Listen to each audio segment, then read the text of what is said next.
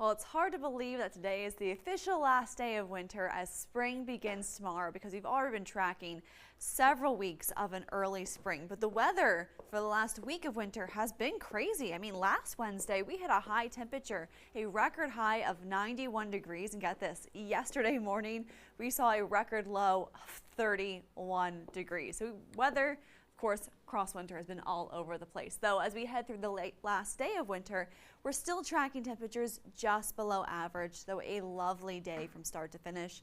If you do have plans to have lunch outside, you might need the extra jacket, just still tracking temperatures on the chilly side, remaining in the upper 50s to lower 60s, and then our high temperatures today back to close to average or at least a few degrees still below average, but at least 10 degrees warmer than what we saw yesterday afternoon. Of course, what we saw on St. Patrick's Day on Tuesday, with a high temperature today in Savannah at 68 degrees also for the high in Hinesville, 70 degrees in Jessup, and of course looking at the temperature right around 65 degrees for that high today in Hampton. Now as we head into the first day of spring tomorrow, we're looking at seasonable temperatures, at least in the afternoon, at 74 degrees. Then as we head into the weekend, we're looking at temperatures just continuing to warm back up into the lower 80s, all ahead of a cold front arriving early next week. But ahead of that front, we have high pressure from today through the weekend in the Gulf, locking itself in place, but also locking a warm southwesterly wind,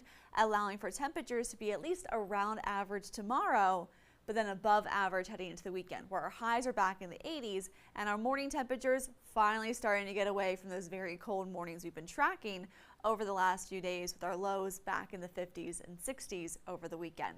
Though of course high pressure remains in control as we head to the weekend, that just means we have beautiful weather in store all the way into very early next week, up until that cold front arriving from Monday into Tuesday. But even along that cold front, it's staying relatively dry with only around a 20% chance of rain. So a few light rain showers are possible as we head into Monday with that cold front. Behind the cold front, we do cool back down, but not extreme, not in the 50s like what we just saw a few days ago, only dropping back down to close to average in the 70s. Average yes, this we'll time of year. I mean, we're about to hit spring. We need average. Yes. Not Average, too hot, not too cold. and then below average all summer, right?